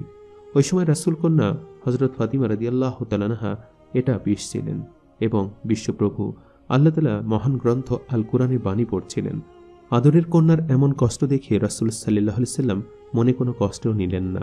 মেয়েকে লক্ষ্য করে বললেন, হে ফাতিমা, ধৈর্যের মাধ্যমে পার্থিব জগতের সকল কষ্ট শেষ করো এবং আখিরাতের স্থায়ী শান্তি এবং খুশির প্রহর ঘুরতে থাকো। রহমানুর রহিম আল্লাহ তাআলা তোমাদেরকে উত্তম পুরস্কার দিবেন। একদিন হজরত ফাতিমা রাদিয়াল্লাহু তাআলা আনহা মসজিদে নববীতে তাশরিফ নিয়ে গেলেন এবং রুটির কয়েকটি ছোট ছোট টুকরা নবী সাল্লাল্লাহু আলাইহি সাল্লামের হাতে দিলেন। রাসূল সাল্লাল্লাহু আলাইহি সাল্লাম তখন ফাতিমা রাদিয়াল্লাহু তাআলা আনহাকে জিজ্ঞেস করলেন, এই রুটির ছোট টুকরোগুলো তুমি কোথা থেকে পেলে? তখন জবাবে ফাতিমা রাদিয়াল্লাহু তাআলা আনহা নম্র কণ্ঠে বললেন, আব্বাজান, অল্প কিছু জব পিষে রুটি বানিয়েছিলাম। আমরা যখন মুখে দিচ্ছিলাম তখন আপনার কথা মনে পড়ল, তাই আপনার জন্য সামান্য কিছু রেখে দিয়েছিলাম। তৃতীয় বেলা অনাহারে থাকার পর আজ আমাদের রুটিটুকু মিলেছে। নবী করিম সাল্লাল্লাহু আলাইহি সাল্লাম মেয়ে কন্যা ফাতিমা রাদিয়াল্লাহু তাআলা আনহার দেওয়া রুটি খেলেন এবং বললেন, আমি 4 বেলা অনাহারে থাকার পর আর তোমাদের দেওয়া রুটি খেলাম। হজরত ফাতিমা রাদিয়াল্লাহু তাআলা আনহা ও হজরত আলী রাদিয়াল্লাহু তাআলা আনহুর দাম্পত্য জীবনে কষ্টের হলেও তাদের সম্পর্ক ছিল মধুর। তাদের সম্পর্কের মধ্যে দারিদ্রতার কষাঘাত ফাটল ধরাতে পারেনি, বরং তারা অভাব অনটন এবং শত কষ্টের মধ্যে জীবন যাপন করলেও প্রকৃত সুখ ও মানসিক শান্তি পরিপূর্ণভাবে ভোগ করেছিলেন। শিক্ষা দীক্ষা বংশে গৌরবে সকল সাহাবায়ে কেরামের মধ্যে ইসলামের বীর সৈনিক হজরত আলী রাদিয়াল্লাহু তাআলা আনহু ছিলেন সকলের শীর্ষে অবস্থানকারী ব্যক্তিত্ব। তিনি কখনো রাসূল সাল্লাল্লাহু আলাইহি সাল্লামের কন্যা ফাতিমা রাদিয়াল্লাহু তাআলা আনহার সাথে খারাপ ব্যবহার করতেন না, বরং সর্বদা বিনম্র ব্যবহার করতেন। হজরত ফাতিমা রাদিয়াল্লাহু তাআলা আনহাকে অন্তরের অন্তঃস্থল দিয়ে ভালোবাসতেন। শুধু ভালোবাসাই নয়, বাস্তবে তার মতের বিরুদ্ধে কোনো কাজ করেননি। পক্ষান্তরে হজরত ফাতিমা রাদিয়াল্লাহু তাআলা আনহা অভাব অনটনে জীবনযাপন করেছেন বটে, কিন্তু কখনো স্বামী হজরত আলী রাদিয়াল্লাহু তাআলা আনহুর সাথে খারাপ ব্যবহার করেননি। তার মধুমাখা ব্যবহার ও আচরণের কারণে হজরত আলী রাদিয়াল্লাহু তাআলা আনহু তার হৃদয়ের মণিকোঠায় স্থান দিতে বাধ্য হয়েছিল। একদিন হজরত ফাতিমা রাদিয়াল্লাহু তাআলা আনহা যাতায় আটা পিষতে শুরু করেছিলেন। হজরত হুসাইন রাদিয়াল্লাহু তাআলা আনহু তখন দুধের শিশু ছিলেন। এমন সময় হজরত হুসেন রাদিয়াল্লাহু তাআলা আনহু দুধের জন্য কেঁদে উঠলেন। হজরত আলী রাদিয়াল্লাহু তাআলা আনহু হজরত হুসেন রাদিয়াল্লাহু তাআলা আনহুকে কোলে নিয়ে আদর দিয়ে চুমু খেয়েও কান্না থামাতে পারলেন না। শেষ পর্যন্ত হজরত ফাতিমা রাদিয়াল্লাহু তাআলা আনহা ক্রন্দনরত হোসেন রাদিয়াল্লাহু তাআলা আনহুকে কোলে নিয়ে অতি কষ্ট করে যাতা ঘোরাতে লাগলেন। ওই সময় যাতা না ঘুরিয়ে কোনো উপায় ছিল না, কারণ স্বামী হজরত আলী রাদিয়াল্লাহু তাআলা আনহুকে কোনো বিশেষ কাজের জন্য বাহিরে যেতে হবে। কিন্তু বাহিরে যাওয়ার সময় হজরত ফাতিমা রাদিয়াল্লাহু তাআলা আনহা এমন কষ্ট দেখে হজরত আলী রাদিয়াল্লাহু তাআলা আনহুর অন্তরে খুবই কষ্ট পেলেন। হজরত আলী রাদিয়াল্লাহু তাআলা আনহু মলিন চেহারা নিয়ে বের হয়ে গেলেন। অতঃপর হজরত আলী রাদিয়াল্লাহু তাআলা আনহু কাজ সেরে ঘরে ফিরে এলেন। বিশ্রামের পর হজরত ফাতিমা রাদিয়াল্লাহু তাআলা আনহা হজরত আলী রাদিয়াল্লাহু তাআলা আনহুকে প্রেম ভালোবাসা নিবন্ধন করে বিনয়ী কণ্ঠে বললেন, হে স্বামী, বাহিরে যাওয়ার সময় আপনার চেহারা এত বিষণ্ণ ছিল কেন? এর কারণ আমি যতক্ষণ পর্যন্ত জানতে না পারবো ততক্ষণ পর্যন্ত আমার মনে শান্তি ফিরে আসবে না। আপনি কি ভেবেছেন আপনার মলিন চেহারা দেখলে আমার মনে কোনো কষ্ট পায় না? হজরত ফাতিমা রাদিয়াল্লাহু তাআলা আনহার হৃদয়ে ভালোবাসার পরশমূলক কথা শুনে হজরত আলী রাদিয়াল্লাহু তাআলা আনহু বললেন, তেমন কিছু না, তবে ঘর হতে বের হওয়ার সময় শিশু কোলে নিয়ে যাতা ঘোরানোর সময় আমার খুব দুঃখ লেগেছিল। হজরত আলী রাদিয়াল্লাহু তাআলা আনহুর কথা শুনে হজরত ফাতিমা রাদিয়াল্লাহু তাআলা আনহা মুচকি হাসি দিয়ে বললেন, স্বামীর গৃহে শত কষ্টের বিনিময়ে নারী জীবনের অমূল্য রত্ন পাওয়া যায়। স্বামীর মুখে যদি একরাশ হাসি ফোটানো যায় তবে তার মধ্যে আমি অমীয় শান্তি খুঁজে পাই। আর সবচেয়ে আনন্দের কথা হলো, স্বামীর খুশিতে বিশ্বপ্রভু আল্লাহ তাআলা খুশি। ফাতিমা রাদিয়াল্লাহু তাআলা আনহার পবিত্র মুখের কথা শুনে হযরত আলী রাদিয়াল্লাহু তাআলা আনহুর দুই চক্ষু দিয়ে মনের অজান্তে পানি গড়িয়ে পড়ল। একদিন হযরত আলী রাদিয়াল্লাহু তাআলা আনহু ও হযরত ফাতিমা রাদিয়াল্লাহু তাআলা আনহার কোনো একটা কথা নিয়ে কথোপকথন চলছিল। এমন সময় হযরত ফাতিমা রাদিয়াল্লাহু তাআলা আনহার মুখ থেকে একটি কড়া বাক্য বের হয়ে গেল। হযরত ফাতিমা রাদিয়াল্লাহু তাআলা আনহার মুখ থেকে এমন কড়া বাক্য শ্রবণে হযরত আলী রাদিয়াল্লাহু তাআলা আনহু ব্যথিত হলেন। যার কাছ থেকে সবসময় সম্মান ও সততামূলক আচরণ পেয়ে থাকেন, তার মুখ হতে এমন বাক্য বের হওয়ায় তিনি খুবই দুঃখ পেলেন। হযরত আলী রাদিয়াল্লাহু তাআলা আনহু অভিমান করে হযরত ফাতিমা রাদিয়াল্লাহু তাআলা আনহাকে কিছু না বলে ঘর থেকে বের হয়ে গেলেন। এমনকি রাতেও ঘরে ফিরে আসেননি। তাদের এমন মনোমালিন্য কথা প্রিয়নবী হযরত মুহাম্মদ সাল্লাল্লাহু আলাইহি সাল্লামের কানে গেল। তখন প্রিয়নবী হযরত মুহাম্মদ সাল্লাল্লাহু আলাইহি সাল্লাম আলী রাদিয়াল্লাহু তাআলা আনহুর খোঁজে বের হয়ে গেলেন। খুঁজতে খুঁজতে হঠাৎ দেখলেন আলী রাদিয়াল্লাহু তাআলা আনহু মসজিদে ধুলাবালির মধ্যে শুয়ে আছেন। আল্লাহর নবী সাল্লাল্লাহু আলাইহি সাল্লাম তাকে এমন অবস্থা দেখে বললেন, হে আবু তুরাব, অর্থাৎ হে ধুলাবালির বাপ, অতি শীঘ্রই গৃহে চলো। হযরত আলী রাদিয়াল্লাহু তাআলা আনহু হযরত মুহাম্মদ সাল্লাল্লাহু আলাইহি সাল্লামের সাথে বাড়ি চললেন। অতঃপর গৃহে পৌঁছে রাসূল করিম সাল্লাল্লাহু আলাইহি সাল্লাম উভয়কে নসিহত করে উভয়ের মধ্যকার মান অভিমান মিটিয়ে দিয়ে বললেন, তোমরা সুখে থাকো। একদিন হযরত ফাতিমা রাদিয়াল্লাহু তাআলা আনহার ঘরে কোনো খাবার কিছুই ছিল না। সেদিন হযরত আলী রাদিয়াল্লাহু তাআলা আনহু অনেক চেষ্টা করেও কোনো কাজের সন্ধান মেলাতে পারেনি। সন্ধ্যার সময় মলিন মুখে ফিরে আসলেন। হযরত আলী রাদিয়াল্লাহু তাআলা আনহু হযরত ফাতিমা রাদিয়াল্লাহু তাআলা আনহাকে কিছু না বললেও ফাতিমা রাদিয়াল্লাহু তাআলা আনহু বুঝতে বাকি রইল না, যার কারণে ফাতিমা রাদিয়াল্লাহু তাআলা আনহা বললেন, আপনার মলিন মুখ দেখে আমি সহ্য করতে পারছি না। আপনি কাজ মেলাতে পারেননি বলে মনে দুঃখ নিবেন না। আমি কষ্ট করতে সম্মতি আছি, কিন্তু এভাবে কাজের জন্য না ঘুরে একটা ছোটখাটো ব্যবসা বাণিজ্য করতে পারলে অনেক ভালো হতো।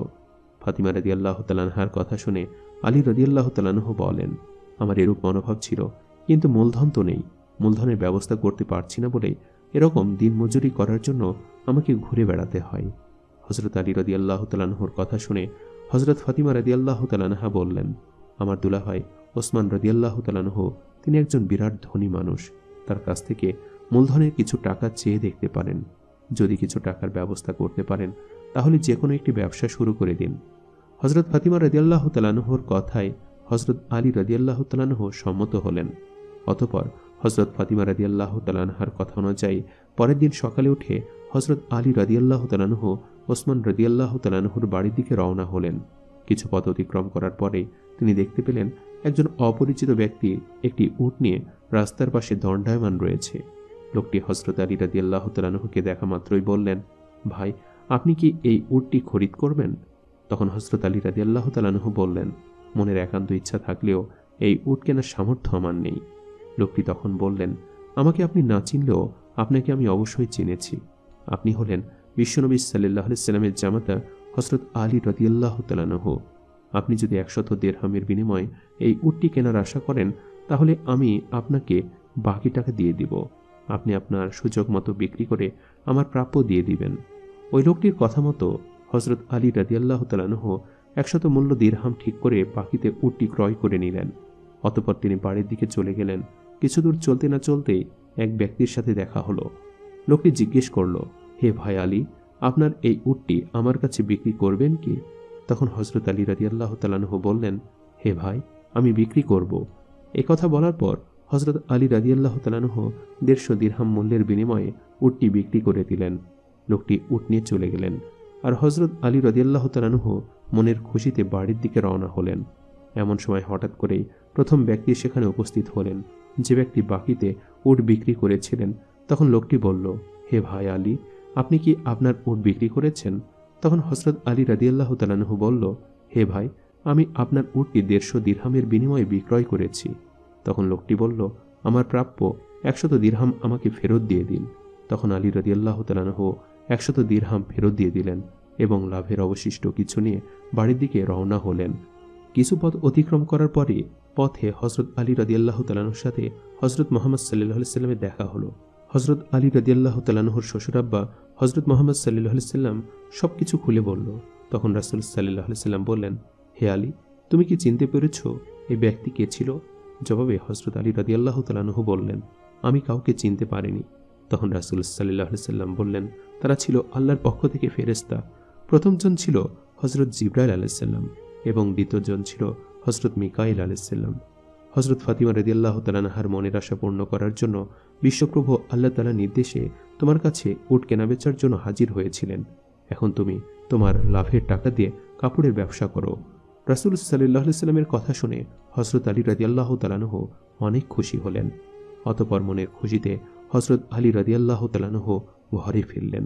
বাড়ি ফিরে ফাতিমা রাদিয়াল্লাহু তাআলা আনহাকে বললেন, হে ফাতিমা, আমি আজ থেকে তোমার মনের ইচ্ছা অনুযায়ী ব্যবসায় হাত দিলাম। সর্বপ্রথমে আমার কেনাবেচা হলো হযরত মিকাইল আলাইহিস সালাম এবং হযরত জিবরাইল আলাইহিস সালামের সাথে। এ কথা শুনে হযরত খুবই খুশি হলেন। অতঃপর তারা বিশ্বপ্রভু আল্লাহ তাআলার দরবারে অগণিত শুকরিয়া আদায় করে ব্যবসায় মঙ্গলের জন্য আল্লাহ তাআলার উপর প্রার্থনা জ্ঞাপন করলেন।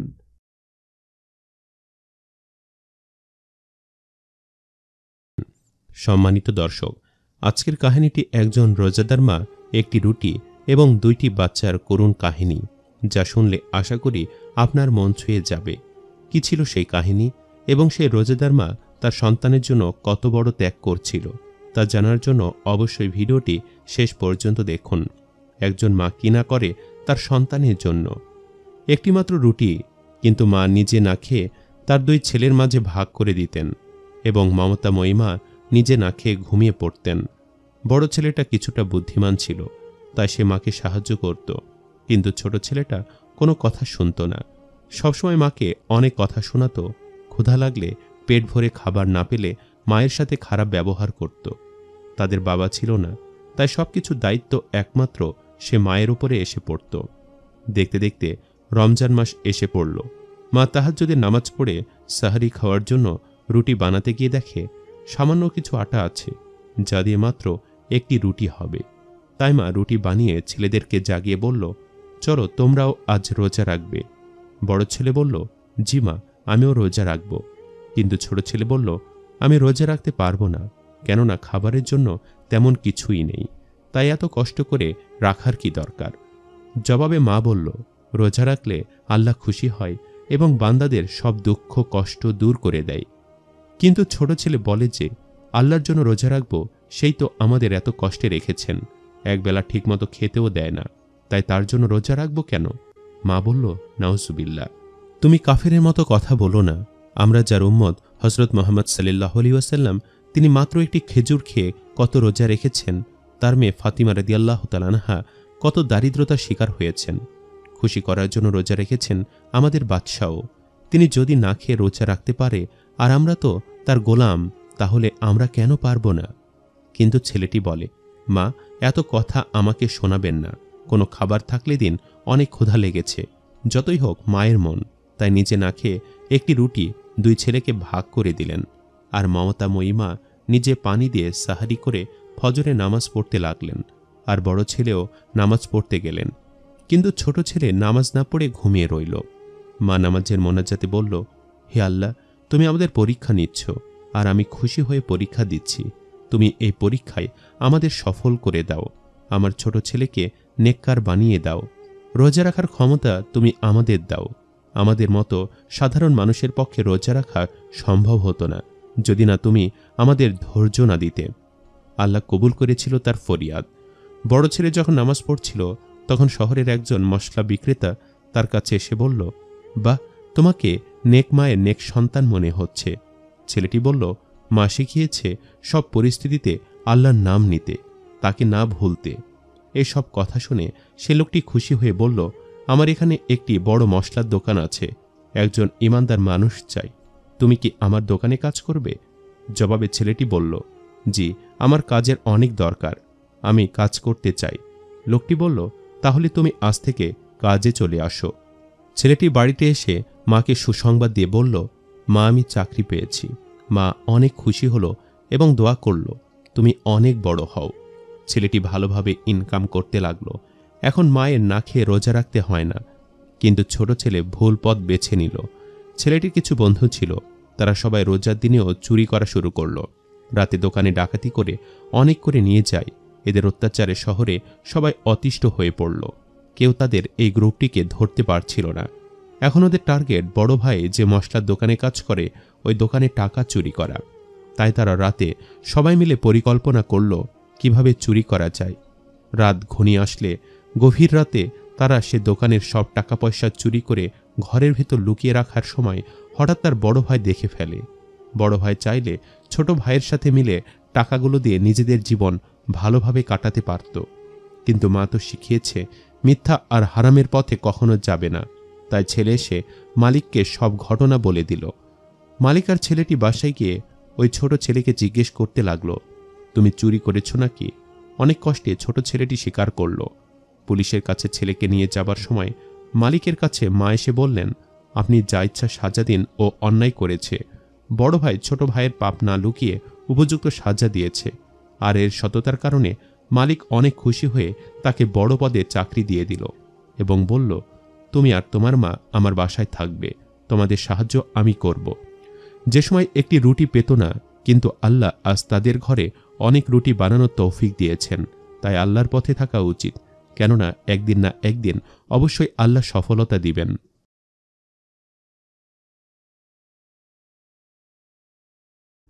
একদা হযরত সুলাইমান আলাইহিস সালাম রাজ সিংহাসনে বসে রাজকার্য পরিচালনা করছিলেন।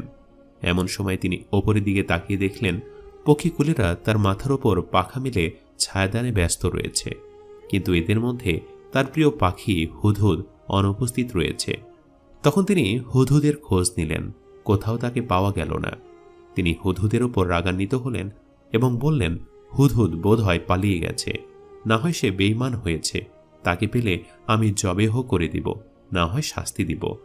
এ কথা বলে তিনি একাব নামক এক দৈত্যকে হুদহুদের খোঁজে প্রেরণ করলেন। একাব অতি দ্রুত পথ চলতে আরম্ভ করলে কিছু দূর গিয়ে হুদহুদের সঙ্গে তার সাক্ষাৎ হল। তখন একাব শাহিনশাহের রাগের কথা এবং তাকে তার খোঁজ পাঠিয়েছেন বলে হুদহুদকে জানায়। হুদহুদ তখন বলে, আমি এক সুখবর নিয়ে এসেছি, যাতে শাহিনশাহ আমার সাথে আদৌ রাগ করতে পারবেন না। একাব জিজ্ঞাসা করল, কি সেই সুখবর? হুদহুদ বলল, সেই খবর শাহিনশাহের নিকট গিয়ে বলবো। সেখানে চলো, উভয় একত্রে শাহিনশাহের দরবারে এসে পৌঁছালো। হুদহুদ শাহিনশাহের সম্মুখে গিয়ে একগাল হেসে দিয়ে বলল, শাহিনশাহ, আমি এখানে এক নতুন শুভ সংবাদ নিয়ে এসেছি, যা শুনলে আপনি অবশ্যই খুশি হবেন। হযরত সুলাইমান আলাইহিস সালাম হুদহুদের বক্তব্য শুনে রাগ করলেন না, বরং তিনি বললেন, কি খবর নিয়ে এসেছো বলো। হুদহুদ বলল, হুজুর, আমি অল্প সময়ের জন্য আপনার সিংহাসনের বাহিরে গিয়ে দেখি আমার এক জাতি বন্ধু উড়ে যাচ্ছে। তখন আমি তাকে ডাক দিলাম, সে ডাক শুনে আমার নিকট আসলো। তখন তার সাথে দীর্ঘদিনের পুঞ্জীভূত ভালোবাসা আদান প্রদান করলাম। তারপর সে আমাকে জিজ্ঞাসা করল, ভাই, তুমি কোথায় থাকো? আমি বললাম, আমি বাদশাহ সুলাইমানের রাজ্যে থাকি। আমি তাকে আপনার দরবারের কথা বলাই সে বলল, আমি বাদশাহ সুলাইমানের দরবার চিনি না। আমি তাকে বললাম, তুমি এমন কোন রাজ্যে বসবাস করো যেখানে শাহিনশাহের রাজ্যের খবর সম্পর্কে অজ্ঞাত থাকতে পারো? সে বলল, আমি এমন এক রানীর রাজ্যে বসবাস করি যে অত্যন্ত রূপবতী, দয়াবতী ও আরামপ্রিয়। রাজ্যের যত প্রজা আছে সকলে অতি আরামে জীবনযাপন করছে। তার সিংহাসন বিশাল ও অত্যন্ত সৌন্দর্যমণ্ডিত। হীরা, জহরত, পান্না, মুক্তা ইত্যাদি মূল্যবান পাথর দ্বারা সুসজ্জিত। স্বর্ণ ও রূপ্য দ্বারা তৈরি তার দরজা জানালা। আমি বললাম, তোমার রাজ্য সম্বন্ধে আমাদের শাহিনশাহ বোধহয় অবগত নন। যদি তিনি অবগত থাকতেন তাহলে অবশ্যই তার স্বাধীনতা স্বীকার করে নারীর রাজ্য পরিচালনা করতে হতো। তখন আমার বন্ধু বলল, চলো আমার সাথে আমাদের রানীর সুন্দর সুসজ্জিত রাজ্যটি একবার দেখে আসবে। আমি প্রথমে যেতে চাইলাম না। বন্ধু বলল, দত্তের একমাত্র রূপসী কন্যা সাবা রাজ্যের রানী বিলকিস বেগমকে একবার দেখে এসো। তিনি কতটা রূপের রানী এবং কতটা শক্তিধর অধিকারিণী, তা না দেখলে তুমি অনুমান করতে পারবে না। আগে এ ধরনের প্রশংসা শুনে বন্ধুর সাথে রওনা করলাম। দীর্ঘ সময় পথ চলার পরে সাবা রাজ্যের রাজধানীতে পৌঁছালাম। পৌঁছে রাজমহলের এক দেয়ালের ওপর বসলাম। তখন আমি রানী বিলকিস বেগমকে দেখলাম। তিনি অপরূপা সৌন্দর্যের অধিকারিণী। তিনি কুমারী, অত্যন্ত মূল্যবান বিরাট এক সিংহাসনে তিনি উপবিষ্ট। আমি তার রূপ দেখে মুগ্ধ হয়ে গেলাম এবং শাহিনশাহের বিবি করে তাকে লাভ করার সিদ্ধান্ত নিলাম। হে শাহিনশাহ, এখন আমার পুরস্কার দিন। আমি এমন পুরস্কার চাই যা আমার বংশানুক্রমে এক স্মরণের প্রতীক হিসাবে চিহ্নিত থাকবে। হযরত সুলাইমান আলাইহিস সালাম বললেন, যা বলছো তা সত্যি কিনা আমি আগে যাচাই করে দেখব। যদি তুমি সত্যবাদী হও তাহলে আমি তোমার মাথায় এক স্মরণীয় মুকুট স্থাপন করে দেওয়ার জন্য আল্লাহর দরবারে দোয়া করব, আর যদি মিথ্যা কথা বলো তবে তোমাকে শাস্তি দিব। হুদহুদ বলল, আপনার নিকট মিথ্যা কথা বলার মতো সাহস আমার নেই। আমি যা কিছু বলেছি প্রকৃতপক্ষে ঘটনা এর চেয়ে আরো অনেক বড় এবং ব্যাপক। আমি আমার ক্ষুদ্র মুখে সঠিকভাবে বর্ণনা দিতে সক্ষম নই। তবে একটি বিষয় আছে যা ঘৃণা করা যেতে পারে, সেটা হলো রানী ও তার সকল প্রজাবৃন্দ সূর্যের পূজারী। হযরত সুলাইমান আলাইহিস সালাম জিজ্ঞাসা করলেন, তুমি কি তাদেরকে সূর্য পূজা করতে দেখে এসেছ? হুদহুদ বলল, হ্যাঁ, আমি নিজেই তাদেরকে সূর্যের পূজা করতে দেখেছি। শয়তান তাদের পথ প্রদর্শন করছে, এতে তারা আল্লাহ তাআলার নির্বাচিত পথ পরিত্যাগ করে সূর্য পূজায় আত্মনিয়োগ করছে এবং তারা হেদায়েতের থেকে অনেক দূরে সরে পড়েছে। হযরত হুদহুদের শেষ কথা শুনে বললেন, তোমাকে আমি বিশেষ দূত করে আমার পত্র নিয়ে বিলকিসের নিকট প্রেরণ করব। তুমি আমার পত্র তার নিকট পৌঁছে দাও, ফিরে এসে দেখা যাক সে পত্রের কি উত্তর দেয়। হুদহুদ বলল, শাহেনশাহ, তাহলে দয়া করে পত্র লিখে দিন, আমি এখনই পত্র নিয়ে চলে যাচ্ছি। হযরত সুলাইমান আলাইহিস সালাম লিখলেন, পরম করুণাময় আল্লাহ তাআলার নামে শুরু করছি। এ পত্র আল্লাহ নবী সুলাইমান আলাইহিস সালামের পক্ষ থেকে বিলকিসের প্রতি প্রেরিত হলো। রানী বিলকিস, আপনি অনতি বিলম্বে ইসলাম ধর্ম গ্রহণ করে আমার নিকট চলে আসুন, অন্যথায় প্রতিরোধমূলক শক্তি নিয়ে আমার সম্মুখীন হন লিখে দিয়ে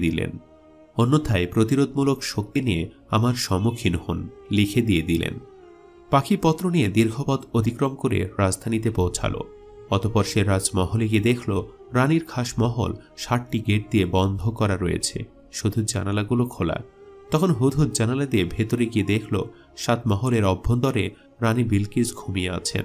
তখন হুদহুদ অতি সন্তর্পণে চিঠিখানা রানীর বুকের ওপর রেখে জানালা দিয়ে বেরিয়ে এলো। অতঃপর সে হযরত সুলাইমানের দরবারে এসে পত্র পৌঁছানোর ঘটনা সবিস্তারে শাহেনশাহকে অবগত করল। রানী বিলকিস ঘুম থেকে জেগে বুকের ওপর একখানা পত্র দেখে অবাক হলেন। অতঃপর তিনি পত্রখানা খুলে পাঠ করলেন। পত্র পাঠ করে তিনি ভীষণ চিন্তাযুক্ত হয়ে পড়লেন। কে তার নিকট অলৌকিকভাবে এই পত্র পৌঁছে দিয়ে গেল, তাকে তিনি দেখলেন না। বিশেষ করে মহলের 60টি দরজা সম্পূর্ণ বন্ধ থাকার পরেও এ মহলে কে ভেতরে ঢুকে এ পত্র দিয়ে গেল, তার কোনো হদিস পাওয়া গেল না। তৃতীয়ত, পত্রের বিষয়বস্তু অত্যন্ত ভীতিকর এবং হুমকিদায়ক। রানী পত্রের মর্ম অনুধাবন করে অত্যন্ত ভীত হলেন এবং জরুরি ভিত্তিতে পরিষদবর্গকে ডেকে পাঠালেন। খবর পেয়ে তার পরিষদবর্গ রাজমহলে এসে উপস্থিত হলেন। তখন রানী বিলকিস সকলকে পত্রখানি দেখালেন এবং পত্রের মর্মানুসারে এখন তাদের কি করণীয় আছে তার পরামর্শ চাইলেন। পরিষদবৃন্দের সদস্যদের কেউ কেউ বললেন, আমরা সৈন্য সমাবেশ নিয়ে সুলাইমান বাদশার সাথে যুদ্ধ করব। কেউ বললেন, না, যুদ্ধ করা সম্ভব নয়, তিনি বিশাল শক্তির অধিকারী, তার সাথে যুদ্ধ করে টিকে থাকতে পারব না। আবার কেউ বললেন, হযরত সুলাইমানের নিকট আত্মসমর্পণ করা হবে সবচাইতে নিরাপদজনক। সর্বশেষে রানী বিলকিস বললেন, অভিমত হলো তার সাথে যুদ্ধ করে টিকে থাকা আমাদের পক্ষে অসম্ভব। তার সম্পর্কে আমি যতদূর জানি তাতে সে যেখানে সসৈন্যে প্রবেশ করেন সেখানে সবকিছু লণ্ডভণ্ড করে অধিবাসীদেরকে চরম বেইজ্জতি করে ছাড়ে। পতিত না হয়ে প্রথমে তার নিকট উপঢৌকন প্রেরণ করা হবে, এটাই বুদ্ধিমানের কাজ হবে। কাসিদরা এসে কি বক্তব্য দেয় তা শোনার পরে উপযুক্ত ব্যবস্থা গ্রহণ করা যেতে পারে। রানীর প্রস্তাবের সকলে একমত হল উপঢৌকন প্রেরণ করে বুঝতে যে হযরত সুলাইমান আলাইহিস সালাম প্রকৃতপক্ষে একজন নবী না একজন রাজ্য অধিপতি। সুলাইমান আলাইহিস সালাম যদি নবী হন তাহলে তিনি উপঢৌকন গ্রহণ করবেন না, রানীকে ইসলাম গ্রহণের জন্য চাপ সৃষ্টি করবেন। আর যদি তিনি একজন রাজ্য অধিপতি হন তাহলে তিনি উপঢৌকন গ্রহণ করে তাকে বিয়ের প্রস্তাব পাঠাবেন।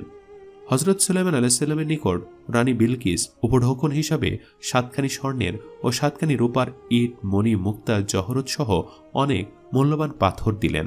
স্বর্ণের সুতার দ্বারা তৈরি করে একখানা ঢাকনা দিয়ে সবগুলোকে ঢেকে দিলেন। যথাসময়ে কাসিদরা হযরত সুলাইমান আলাইহিস সালামের দরবারে এসে পৌঁছল।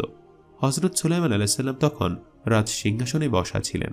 1000 উজির তার সম্মুখে বসা ছিল। সৈন্য সামান্ত, পাইক, পেয়াদা, জিন, পরি নিজ নিজ অবস্থানে শাহেনশাহের আদেশ নির্দেশের অপেক্ষায় প্রস্তুত ছিল। এক ব্যক্তি এসে তাকে জানালো রানী বিলকিস উপঢৌকন দিয়ে কাশিদের পাঠিয়েছেন। হযরত সুলাইমান আলাইহিস সালাম খবর পেয়ে কাশিদের ভেতরে আসার হুকুম দিলেন। কাশিদরা সম্মুখে অগ্রসর হয়ে দেখল রাজমহলের দেয়াল ছাদ সমস্ত স্বর্ণ ও রূপার তৈরি। এছাড়া চতুর্পার্শ্বে মূল্যবান পাথর দ্বারা বিভিন্ন কারুকার্যে খচিত রয়েছে। এগুলো দেখে নিজেদের আনা উপঢৌকন এসবের কাছে কিছুই নয় ভেবে তারা ভীষণ লজ্জিত হল।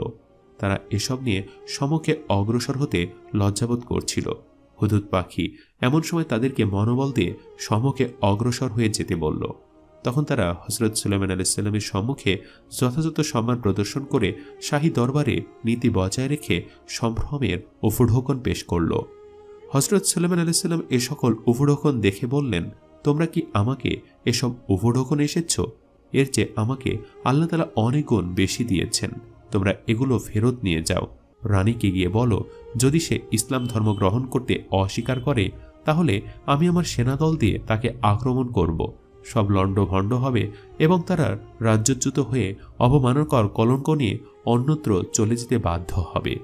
সুলাইমান আলাইহিস সালামের দরবার থেকে তারা বিদায় নিয়ে রানীর কাছে গিয়ে হযরত সুলাইমান আলাইহিস সালাম এবং তার দরবারের শান শওকতের কথা বিস্তারিতভাবে জ্ঞাত করল। তখন রানী বিলকিস বললেন, তিনি অনেক বড় সম্রাট এবং অনেক বড় শক্তিশালী। তার সাথে যুদ্ধ করে দেশ বিধ্বস্ত করায় কোনো লাভ নেই।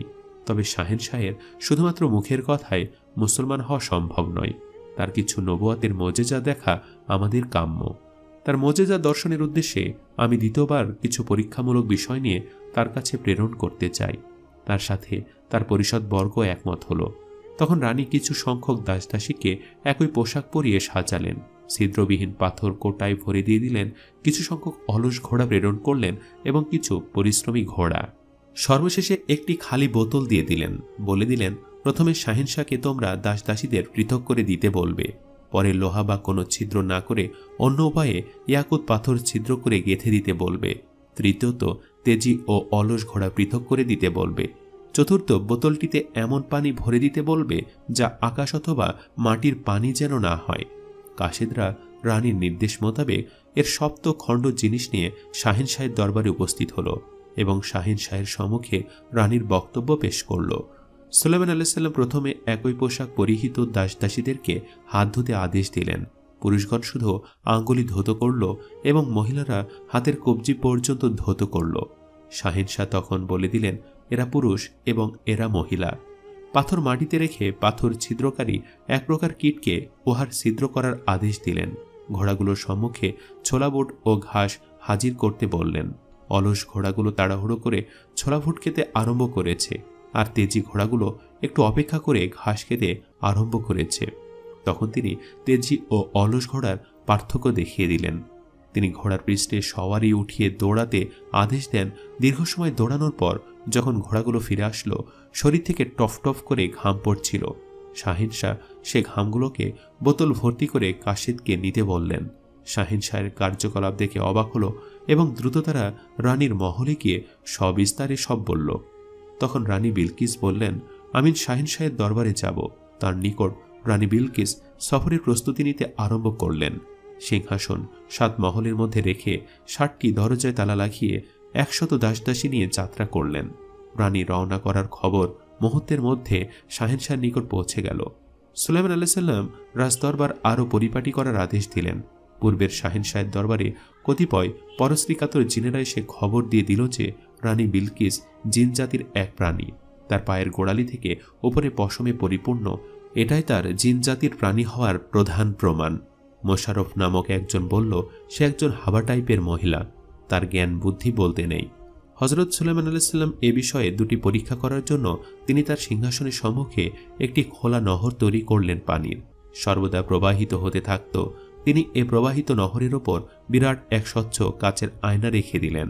সাধারণভাবে দৃষ্টি করলে আয়না দেখা যায় না, শুধু প্রবাহিত পানি দেখা যায়। এটার ওপর দিয়ে রানীর আগমনের আয়োজন করলেন। সাহেব দরবারে রানীর আগমনের ব্যাপারে আরেকটি সমস্যা দেখা দিল। বিলকিস এক রাজ্যের সম্রাজ্ঞী।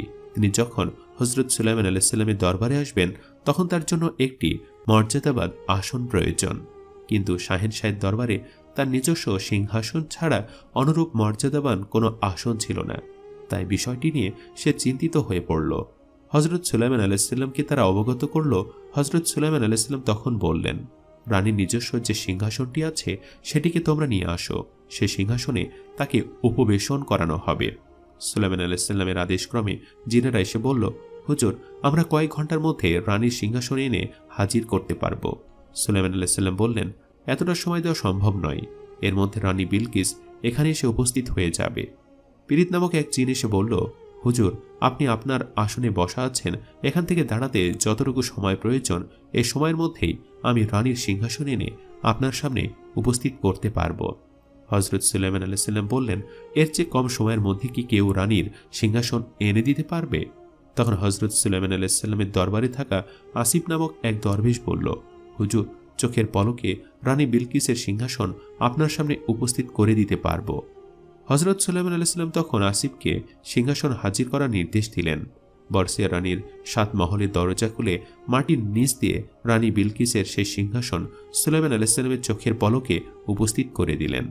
সুলাইমান আলাইহিসসালাম সিংহাসন দেখে বললেন, এটার কিছু সংস্কার করো, সম্মুখের পাথরগুলো পরিবর্তন করে নতুন পাথর লাগাও, যাতে সিংহাসন চিনতে রানীর একটা অধিক চিন্তা করতে হয়। এর মধ্য দিয়ে তার বুদ্ধিমত্তার পরিচয় পাওয়া যাবে। কিন্তু কিছু সময়ের মধ্যেই হযরত সুলাইমান আলাইহিসসালামের দরবারে রানীর আগমন বার্তা পৌঁছে গেল। তিনি রানীকে রাজমহলে নিয়ে আসার জন্য আদেশ দিলেন। রানী হযরত সুলাইমান আলাইহিসসালামের মহলের সামনে এসে দেখলেন একটি নহর প্রবাহিত হচ্ছে। তিনি বুঝতে কাপড় একটু উঁচিয়ে সম্মুখে অগ্রসর হলেন। নহরের ওপর একটি মুদ্রা নিক্ষেপ করলেন। পরে সেটি শব্দ করে একপাশে ছিটকে গেল। এরপর সে কাপড় ছেড়ে দিয়ে সম্মুখে অগ্রসর হলেন। রানী যখন কাপড় উঁচু করলেন তখন শাহিনশাহ তার পায়ের প্রতি লক্ষ্য করে দেখলেন তার পায়ে কোনো পশমের চিহ্ন নেই। দ্বিতীয়ত মুদ্রা নহরে নিক্ষেপ করে পথের সঠিক দিক নির্ধারণ করে নিলেন। এতে শাহিনশাহ বুঝে নিলেন যে রানী জিন নয়, মানুষ, এবং তার বুদ্ধিমত্তা অত্যন্ত তীক্ষ্ণ। তার মানে জিনেরা তার নিকট যে অভিযোগ পেশ করেছিল সে সকল অভিযোগ মিথ্যা। তাই রানীর প্রতি তারা বিশ্বাস এবং আকর্ষণ বৃদ্ধি পেল। রানী তার সম্মুখে পৌঁছে তাকে সালাম দিলেন এবং তাকে মুসলমান করে নেওয়ার জন্য আবেদন পেশ করলেন। হযরত সুলাইমান আর দেরি না করে রানীকে তওবা এবং কালিমা পাঠ করালেন। রানী তখন শাহিনশাহের স্ত্রীরূপে ধন্য হবার আকাঙ্ক্ষা পেশ করলেন। সুলাইমান আলাইহিসসালাম বললেন, সেটা পরে হবে, আগে আপনি আমার পাশের সিংহাসন উপবেশন করুন। রানী সিংহাসনটি দেখে এক দৃষ্টিতে তাকিয়ে রইলেন। তখন হযরত সুলাইমান আলাইহিসসালাম জিজ্ঞাসা করলেন, আপনার নিজস্ব সিংহাসন কেমন? রানী বললেন, মনে হয় এটাই আমার সিংহাসন, কিন্তু আমি নিশ্চিতভাবে বলতে পারছি না। শাহিনশাহ রানীর বিচক্ষণতা দেখে মুগ্ধ হলেন এবং তাকে ধন্যবাদ দিলেন। রানী বললেন, হে মহান আত্মা, আপনার দোয়া পেলে আমি জীবনে ধন্য হব, আপনি আমাকে সে ভাগ্য দান করুন। হযরত সুলাইমান তখন বিলকিস সম্পর্কে জিনদের পূর্বের অভিমত এবং বিবাহের পরের ভবিষ্যৎ নিয়ে চিন্তা ভাবনা করলেন। এরপর রানী বিলকিসের বিষয়ে পরিষদের নিকট পরামর্শ চাইলেন। পরিষদ বর্গ করলেন, বিলকিস ইসলাম গ্রহণ করে আপনার নিকট আত্মসমর্পণ করেছেন। দ্বিতীয়ত, যদি তিনি জিনের সন্তান না হয়ে মানবের সন্তান হয়ে থাকেন তবে তাকে বিবাহ করতে কোনো অসুবিধা নেই। হযরত সুলাইমান আলাইহিসসালাম বললেন, রানী বিলকিস জিন নয়, মানুষ, আর তিনি নিজে তওবা করে আমার নিকট ইসলাম গ্রহণ করেছেন এবং তার রাজ্যসহ আমার খিলাফতের অধীনতা মেনে নিয়েছেন। তখন পরিষদবর্গ এক বাক্যে শাহিনশাহের সাথে রানী বিলকিসের বিবাহের পরামর্শ দিলেন। তারা বিলম্ব না করে অতি দ্রুত বিবাহের আয়োজন করতে লেগে গেলেন। স্বাভাবিকভাবে অতি দ্রুত বিবাহের কার্য সম্পাদন হল। সম্মানিত দর্শক, এই ভিডিওটি আপনাদের কাছে কেমন লেগেছে তা আমাদের কমেন্ট করে অবশ্যই জানাবেন। আর সবাই আমাদের সাথেই থাকবেন এবং অনেক বেশি ভালো থাকবেন। আজ এই পর্যন্তই। আল্লাহ হাফেজ।